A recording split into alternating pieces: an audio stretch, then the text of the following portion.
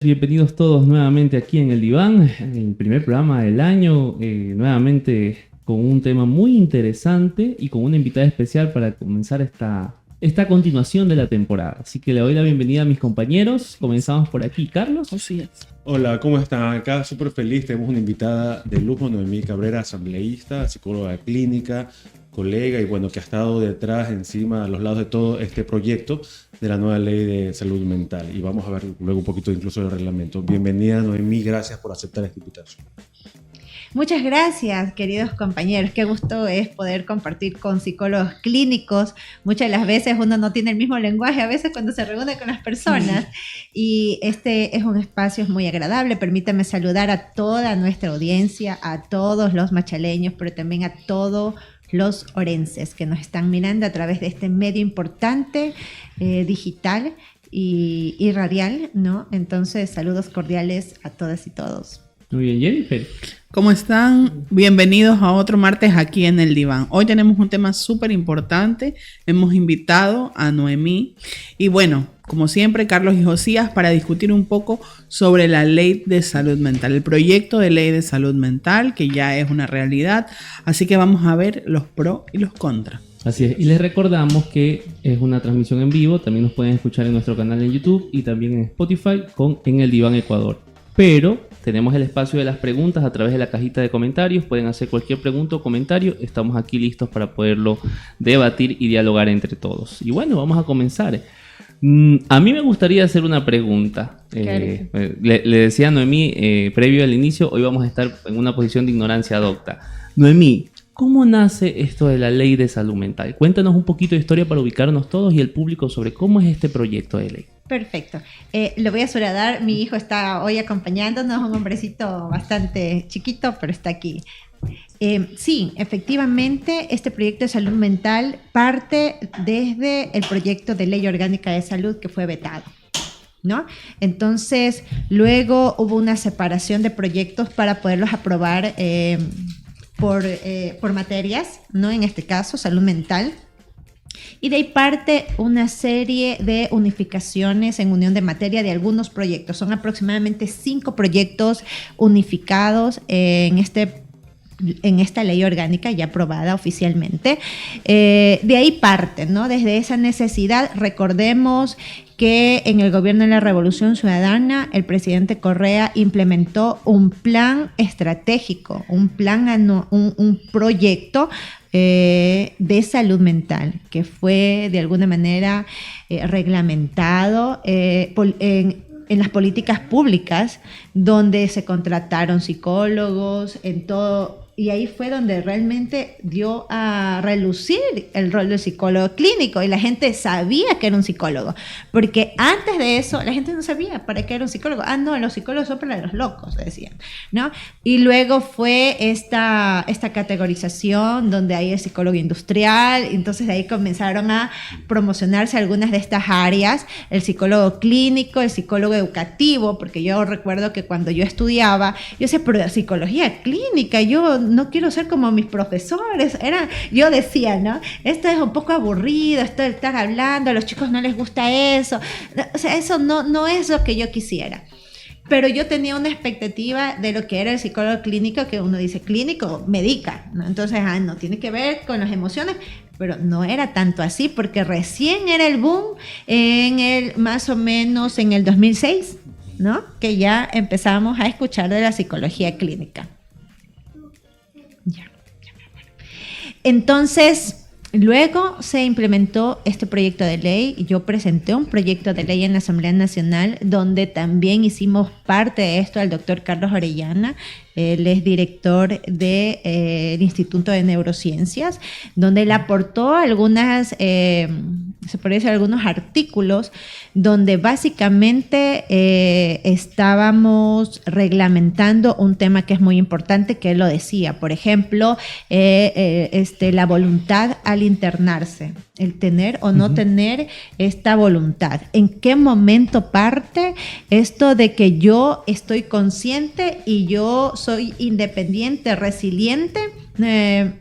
para tomar una decisión y decir, no quiero continuar con este proceso terapéutico, siempre y cuando tenga sus limitaciones, ¿no? Entonces él decía, hay individuos que están poniendo en riesgo la vida de sus familias, hay individuos que están poniendo en riesgo la propia vida. Entonces ahí es donde se va perdiendo esto de tener esa autodeterminación de tomar una decisión para continuar un proceso terapéutico, que fue muy importante.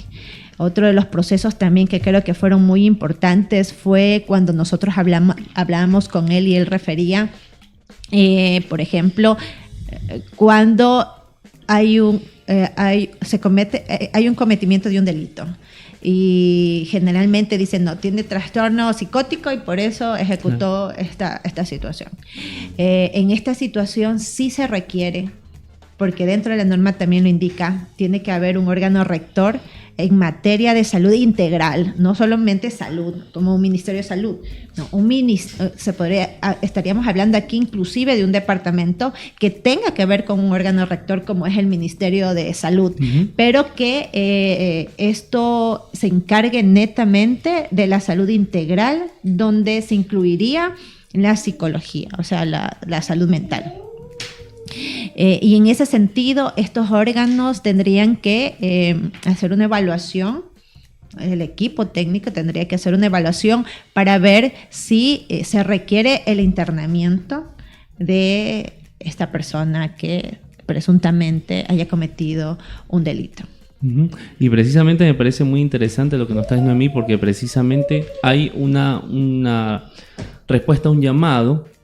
Para quienes ya hemos atravesado un tiempo en esta profesión, nos damos cuenta de cómo la cultura de la psicología poco a poco se va llegando a más personas, y precisamente hay esa necesidad de poder dar un cierto orden en este aspecto. Yo leí la ley ayer, no la había podido revisar toda, y me parece que hay unos pros muy interesantes.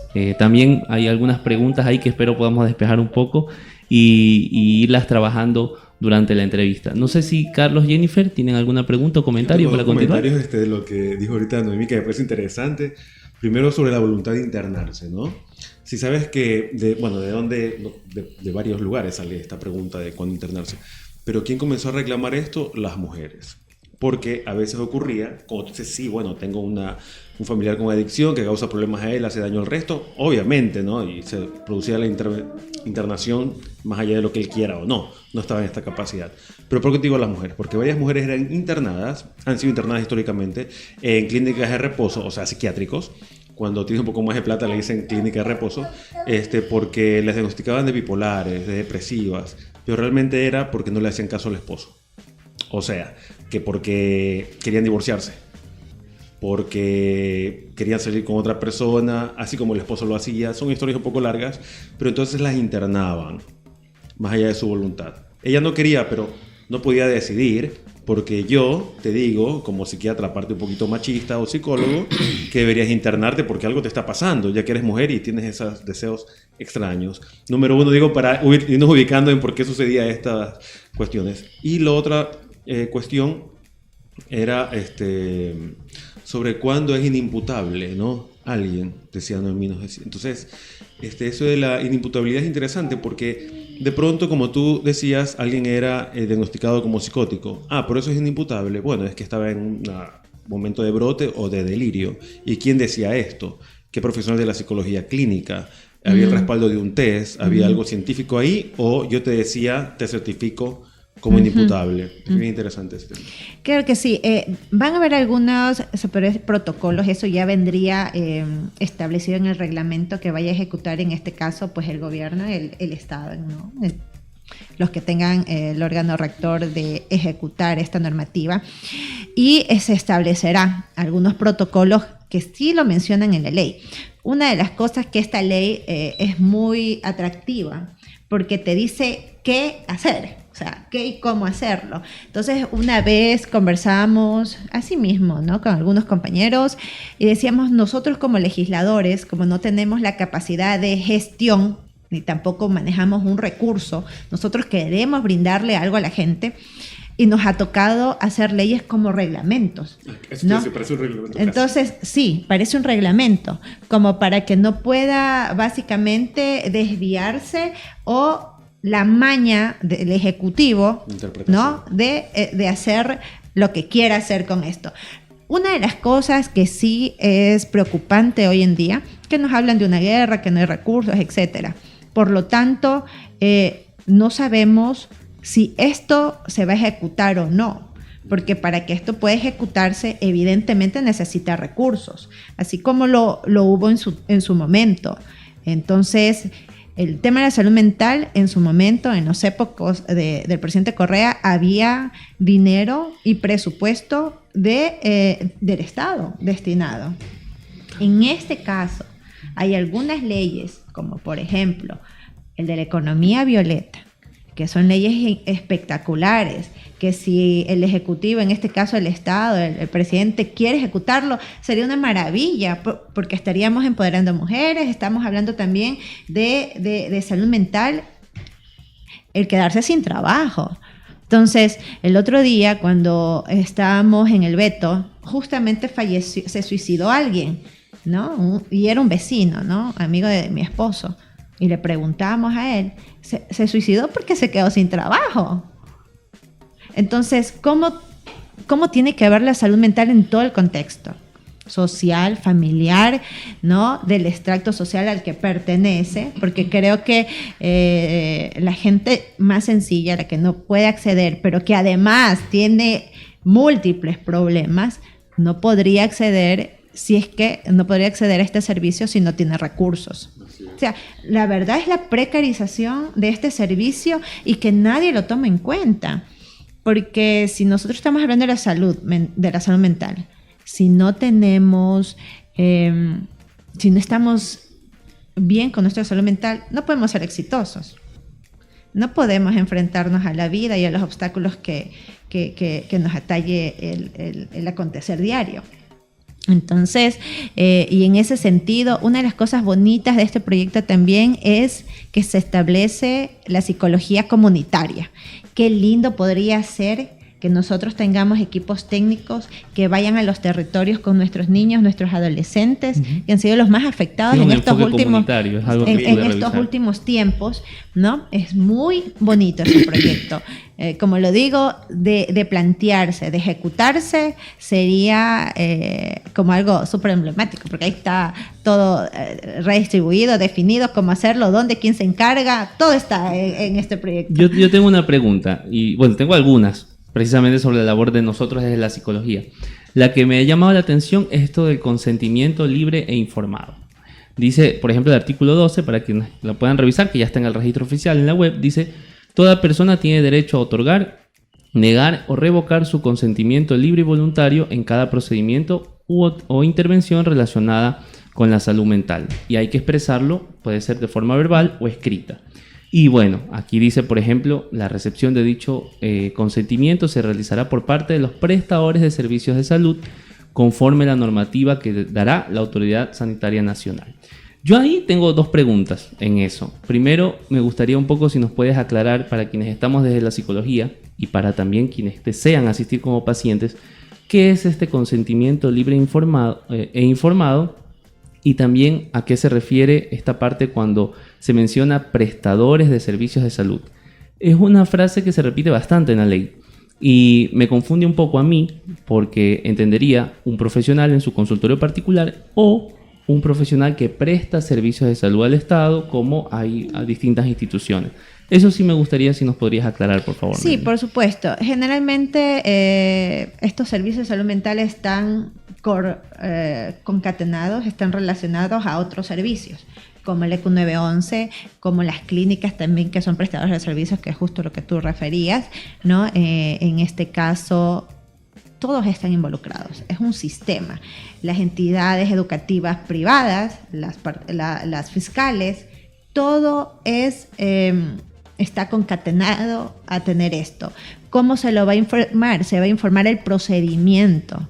el estado actual de él, el diagnóstico, ¿no? Que sea todo claro, transparente, que se diga cuáles son los instrumentos que se van a realizar con él, que todo esté claramente. Nosotros, recuerdo en un acogimiento, nosotros hacíamos eso porque eso sí ha sido, eso ha existido, ¿no? Siempre ha existido, ¿no? Tú le informas de qué se trata, cuál es el servicio, cómo lo vamos a hacer, en qué tiempo lo vas a realizar, etcétera, ¿no? Y inclusive a veces es hasta firmado.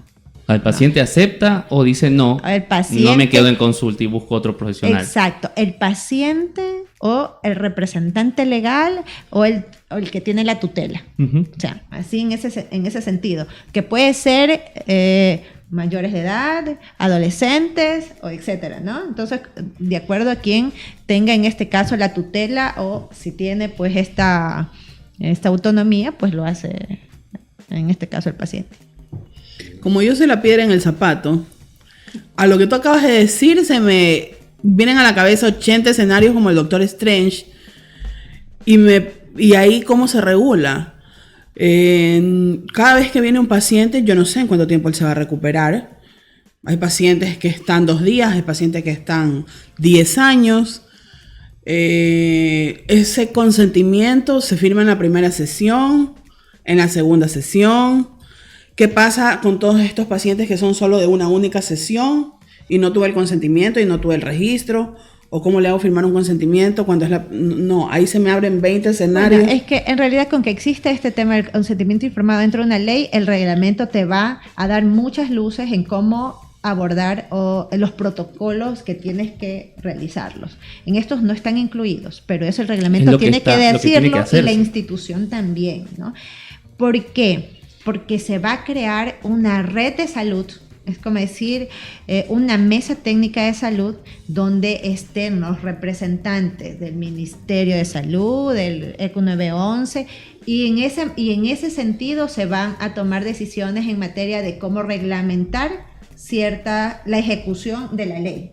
¿Cómo hacerlo desde la salud mental si la salud mental, al momento de ejecutarla, no tiene nada que ver con los médicos? Es decir, él tiene gripe y yo le receto 2 fármacos por 5 días, pero en la psicología es 1 por 1. ¿Cómo regulas algo que es 1 por 1?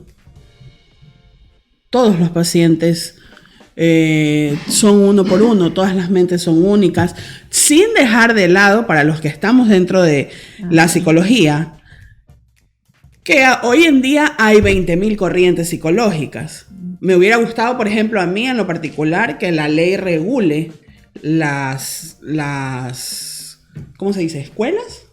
Pensé que iba a decir lectura de cartas. Las escuelas de orientación. Las escuelas, precisamente psicológicas, porque hoy en día psicología es terapia con ángeles, cristianas, hay psicólogos católicos, ni siquiera entiendo cómo hay esas 2 cosas juntas, hay flores de Bach, hay constelaciones familiares y las estrellas y 20 payasadas que salen por ahí.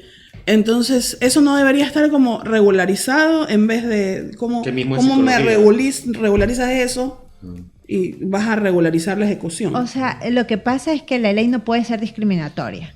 O sea, por eso, un ejemplo, ¿no? Para responderte eso. Por ejemplo, por eso los políticos no necesariamente tienen que ser profesionales. ¿Por qué? Porque hay el líder, por ejemplo, pescador, que no es profesional, pero maneja ese territorio. ¿Sí me explico? Sí, pero eso es como que me digas que a un chamán le vamos a dar una bata de médico, pues. O sea, el chamán lo que tiene, digamos, no decir que es psicólogo. O sea, lo que aquí está regulando, sí, que no hayan tratos crueles, que tengan técnicas científicas. O sea, esto tiene una regulación. Y para, por ejemplo, ponerte un centro de atención integral, un internamiento o algo, tiene que cumplir algunos parámetros. Así lo dice la ley, ¿no? Claro, algo que yo quería comentar con lo que trae Jennifer a colación. Si los que están desde sus casas, imagino que hay mucha gente con el PDF ya abierto. Si van al artículo 45, la ley regula que es un profesional de salud mental. Escuchen, dice: se considera aquellos que cuenten con un título de 3er nivel debidamente registrado y habilitado ante las autoridades de educación superior, Y hay 3 acápites, 3 literales. Dice profesionales con título de tercer nivel en medicina con especialización en psiquiatría, profesionales con título de tercer nivel en psicología, que dentro de su nivel de formación corresponden prácticas preprofesionales de atención a pacientes, y también profesionales con título de tercer nivel que hayan realizado prácticas preprofesionales y que cuenten con un título de cuarto nivel en psicología. Entonces, mira lo que dice acá. Dice, se prohíbe la oferta de estos servicios por parte de personas que no sean profesionales de la salud mental. Creo que lo que dice Jennifer es un poco al sentido de que en las redes sociales, por ejemplo, podemos ver personas que te ofrecen Reiki, por ejemplo, ¿no? Y te dicen, con esto yo curo la depresión y la ansiedad. No tengo nada en contra del Reiki, lo he leído y bastante, pero más atrás, en la misma ley, te puntualiza, por ejemplo, cosas como que tiene que estar científicamente respaldado. Entonces, así como, lo digo porque nosotros atendemos pacientes todos los días y te llegan pacientes y te dicen, por ejemplo, antes de venir donde usted pagué $500 con el brujo tal. O antes de venir con usted me hicieron la limpia y pagué $1,000. O por ejemplo vemos, no voy a decir nombres, porque esto es como un poco... En y así, sí, en él. Y hacen, dicen, ¿cómo es que le ponen un nombre bien? Busca tu niño interior, o sana tu niño interior. Pero las personas que te están dando no son psicólogos. Yo he tenido pacientes... Sí, son gente influencer. Yo he tenido pacientes que por eso te digo, que han sido... eso debería regularse. Claro, Sí, yo he tenido está. pacientes que han sido por eso coaching y, por ejemplo, ellos te dicen mismo en consulta, me dicen, yo trabajo tales áreas que es del coach, y lo que es depresión, ansiedad, eso no es mi rama, eso yo derivo. Como también hay otros que no, a eso no le ponen ningún filtro y se encargan de esa área. Me parece que esa parte... No sé si tal vez es algo que el reglamento va a regular o si tal vez va a haber algún área de control en ese aspecto, porque es algo que nosotros, o al menos yo, puedo ver bastante en la práctica clínica. mucho. Por supuesto, eso tiene que tener un regular y sí tiene algunas cláusulas ahí sobre el tema científico que tenga que tener título de tercer nivel en el área que está manejando, ¿no? Hay un delito que es, imaginemos que alguien con depresión, ideas suicidas, va donde estos personajes y termina suicidándose, ¿no? Entonces, el tema de la salud mental no es tomado en serio ni por el gobierno, y muchas de las veces la gente no lo está mirando como una necesidad. Hoy en día tenemos 2 grandes pandemias. Creo que la pandemia del COVID nos dejó un ejemplo, y ahorita tenemos otro trauma que es la delincuencia, ¿no? Ahora yo no salgo en el carro si no miro por los retrovisores, no le doy duro si viene una moto, puede ser una señora, un señor, uno está en un estado de alerta, un estrés postraumático fatal todo el tiempo, y en ese sentido pues son 2 momentos bastante duros que estamos pasando como sociedad y que tiene que ver con la salud mental. Entonces, claro. Y que deberían ser atendidos. ¿Y cómo atendemos esta magnitud de situaciones cuando estamos normalizando? Cuando esto está normalizado, el sentirte en un estado de ansiedad, con miedos. Yo con mi esposo estábamos haciendo unas empanadas y hubo cohetes. Plin, plin, cohetes. Ya, primero fue cohetes, ¡poh! Esos que revientan como cohetes. Pero otra fue, no sé, camareta, pero sonó como bala. Y nosotros, ¡ah! Eso es bala. Y no era bala, era un cohete. Y yo asustada. Te digo que ahora todos, ¿no? Tú en tu posición, ¿no? Política importante, pero incluso en la universidad ha pasado con docentes, ¿no? Que reciben amenazas por las notas. Y una cosa es que te amenace el perico de los pelotes, otra cosa es que hoy te amenace yo que pertenezco a tal organización. Porque así les ponen, pues no a los profesores. Te imaginarás lo que estamos viviendo. Bueno, te quiero hacer otra pregunta. Tiene que ver un poco con lo técnico y con esto de los profesionales de salud mental. Que yo veo, no sé si es contradicción o qué, pero te digo yo porque trabajo en la universidad es que me doy cuenta. Mira, dice, los profesionales, los que serán considerados, ¿no? Profesionales de salud mental, son los siguientes. Y el B dice... Profesionales con título de tercer nivel en psicología, siempre que dentro de su nivel de formación, realicen prácticas preprofesionales de atención a pacientes. Ok, suena súper bien. Yo hice mis prácticas atendiendo pacientes y hoy atiendo pacientes ya graduados. Y luego dice, en la 9ª ¿no? La validación de las horas de práctica deberá ser realizada por la autoridad que es el CENESID, ¿no? Es decir, yo como director de carrera, por darte un ejemplo, te firmo que hiciste tus prácticas, tus 280 horas, y ya sales a atender pacientes, pero nunca atendiste un paciente. Tus prácticas fueron dar charlas, no hacer nada porque no pudiste y no te dieron chance en el lugar donde fuiste a hacer prácticas, atender nunca un paciente, lo que sea. Pero hay que garantizar que este estudiante se gradúe, o bueno, no sé quién es el responsable en ese momento. ¿A qué voy? Entonces se gradúan con horas de prácticas no de atención a pacientes. ¿Entiendes? Ahí veo yo lo que te digo. Es como que tienes que tener horas de prácticas de atención a pacientes y luego te dice que no, que puedes no tener horas de prácticas de atención a pacientes. ¿Qué piensas de eso? O sea, yo el tema creo de la salud mental, no es que lo creo, estoy segura, es bastante delicado. Tienes que tener destreza y habilidad para hacer psicoterapia. No todos son psicoterapeutas. Creo que hay psicólogos y psicoterapeutas. Creo que los psicólogos vemos muchos, están trabajando por todos lados, en instituciones, pero no se han dedicado a hacer en sí psicoterapia. Y creo que es muy importante ser responsable también en esta área. Y lo digo de una manera muy humilde porque yo soy psicóloga y yo en algún momento sentí que yo no sabía cómo abordar o tenía ese miedo de pronto no atender a mi paciente de una manera que requiera, ¿no? Y provocarle algún otro trauma de pronto, ¿no?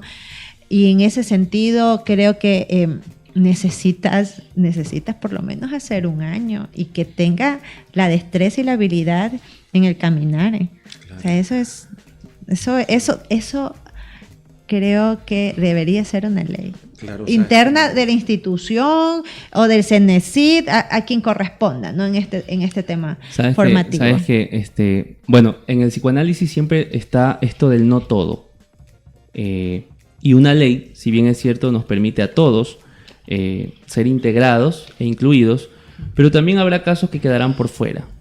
O tal vez habrá casos, porque así funciona, en el caso por caso, que tal vez habrá que buscar otro tipo de modalidad. Eso es lo interesante del discurso analítico, de cuestionar el para todos. Uh-huh.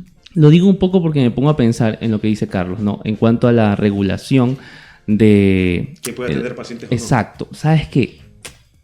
Hay muchísimos profesionales de salud mental que en su vida han sido pacientes, que han tocado la puerta de un consultorio. Yo no puedo comprender que alguien dé terapia sin haber ido al menos un proceso de terapia. Sí. Y por ejemplo, la ley al revés al derecho, la ley. Y eso no lo regula. No. O sea, ese es un vacío es que eso, eso seguramente que queda abierto. Algo de educación. Sí, hay que buscar los reglamentos, ¿no?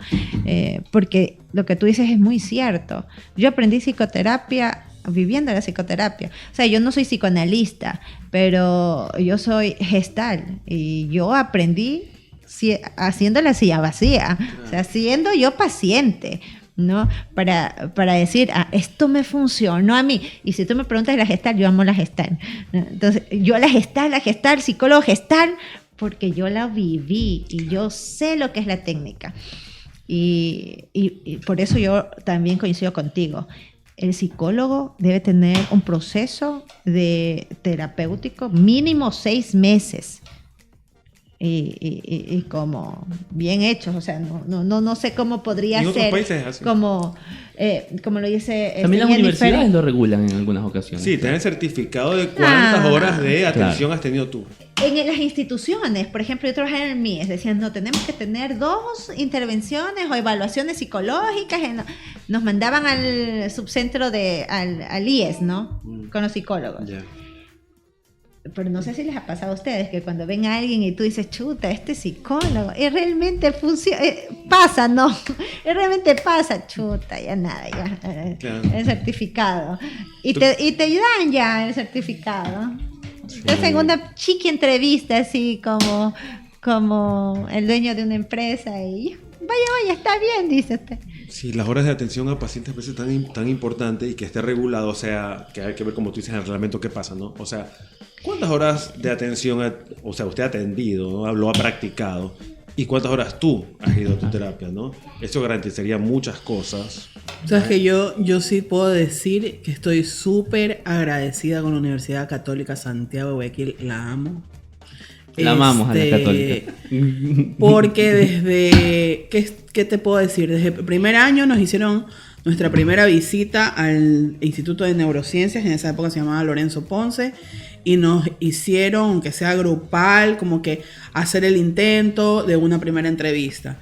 Y de ahí segundo, tercer, cuarto año, casi todas las materias tenían como que 3 meses teóricos, 1 mes de práctica en la institución donde te tocaba. Entonces yo puedo decir que yo crucé escuelas, colegios. Me acuerdo que nos mandaron también al Instituto de Neurociencias. Estuvimos en una de estas clínicas de adicción de mujeres. Recuerdo que también me tocó. Por todo. Y finalmente el último año a mí me tocó en el IES, y ya tú te ponen como, a ver, tú eres la psicóloga encargada del área de psico-oncología y tu horario es de 8 horas en este hospital de lunes a viernes. Esta es tu área, hazte cargo. Fue un año de trabajo hospitalario que no entiendo por qué no te lo pagan, como a los médicos, no entiendo. Eso tiene que estar en la ley. Bueno, eso tiene que estar en la ley, por favor. Pero tú llegas a las 8 y te vas a las 5 o a las 6 como cualquier médico que hace su trabajo todo el día, claro. Y atendiste 10 o 15 pacientes y te sabes el nombre de ellos y los visitas. O sea, es realmente un contacto con el paciente durante casi 4 años de carrera, más el último que tienes, para como que salir y no sentirte tan perdido. Claro. Y así sales como que con un poco angustiado. Claro, sí. Mira, haces control de caso. Hay una pregunta que yo quiero, con esta ya termino, porque ya el tiempo se nos va volando. Sí. Noemí, es sobre el secreto profesional y la confidencialidad en atención de salud. Dice el artículo 48, dice: los profesionales de la salud mental deberán guardar secreto profesional y tienen la obligación de garantizar la confidencialidad y no divulgar la información en cualquier ámbito y circunstancia relacionada con la condición de la salud mental de las personas. A mí me parece perfecto. Yo no puedo decir instituciones en este programa, pero me han llegado pacientes que me han dicho: mire, el psicólogo tal le pasa a otras personas, te ha hecho virales, capture y cosas así. O sea, es una cuestión bien delicada, pero pasa, así que me parece perfecto que la ley. Sin embargo, me quedo pensando un poco en las ciertas salvedades. Y no quiero sonar cargoso con el 1 por 1, pero por ejemplo pienso un poco tal vez en algún paciente, como tú lo mencionabas al inicio, que tal vez no se encuentre en sus 5 sentidos, en una cuestión depresiva mayor, en una cuestión de atentar contra sí mismo o de atentar contra un otro, la oportunidad de poder comunicarse con un familiar. O sea, yo por ejemplo en mis historias clínicas siempre digo: deme un número de emergencia, porque bueno, hay emergencias y uno tiene que comunicarse con alguien. Y me preocupa a mí tal vez, y digo tal vez, en esos casos, precisamente como hay un artículo que lo regula, sería una contravención para nosotros los psicólogos. Hipotéticamente que el paciente me llame y me dice: ¿sabe qué? Me quiero hacer daño, que yo coja y que le comunique a un familiar. No habría ningún problema que yo haga ese tipo de intervención. Hay una ley que es la ley, justo estaba tratando de recordar, que se aprobó inclusive en el 2022, me parece, de profesional sanitario. Hay una ley. ¿Ya? Sin embargo, obviamente la ley es macro, ¿no? Sin embargo, también comentarles que hay algunas cláusulas. Por ejemplo, cuando se trata de un delito: oiga, vengo a contarle que maté a alguien, ¿no? Oiga, y usted tiene que guardarme la confidencialidad. O sea, esa confidencialidad está regulada por si está anteponiéndose un delito, pero ¿ya? También cuando esté en riesgo la propia vida o la de terceros. Claro, o sea, es psicótico. Yo sueño que alguien me dice: mata a mi mamá. O sea, esta confidencialidad se rompe cuando está en riesgo la vida de otras personas, ¿no? O cuando se está en el cometimiento de un delito. Ya. Uh-huh. El tiempo ha volado. No sé si tienen comentarios finales para poder cerrar el programa de hoy. Bueno, comentario final, agradecerte, Noemí, por haberte preocupado por la salud mental y seguirte preocupando, por supuesto, porque continúas. Esto no para, es perfectible, viene el reglamento y tenemos que seguir luchando por esto, ¿verdad? Agradecerte. Por supuesto. Creo que eso también es hacer un llamado a los gremios de psicólogos de la provincia, del país, a estar vigilantes, porque para que podamos tener un reglamento. O sea, hay que levantar la voz. 180 días, dice la ley de la función legislativa, que se tiene que esperar para que el Ejecutivo pueda emitir el reglamento de una ley aprobada, desde que esté en el registro oficial. Entonces hay que hacer esa contabilidad, ¿no? La ley fue aprobada en el mes de diciembre, entonces hay que contar 180 días. Y hacer un proceso de fiscalización. Pero juro que los fiscales, los asambleístas, no los he escuchado estar en un proceso de fiscalización. Debería haber un proceso de fiscalización en muchas áreas, ¿no? Es complicado llegar a un proceso de fiscalización, pero tienes que iniciar un proceso de pedir información. Hay algunas leyes, como no soy ahorita es principal, pero cuando me principalicé ese día mandé solicitud de información de todo lo que había pedido la vez anterior. Pero esperando de que hay algunas situaciones que se deben de cumplir. Hay la ley FinTech que se aprobó, que es para emprendimientos digitales. No hay reglamento. La economía violeta, que ya está en el registro, no hay reglamento. La de economía popular y solidaria, no hay reglamento. Si no hay reglamento, no. O sea, es arar en el mar. Es como que hay semáforos, pero nadie tiene que respetar el rojo. Y eso es mi preocupación con esto, porque ahorita somos más psicólogos. O sea, ya no somos una población minoritaria, somos muchos psicólogos.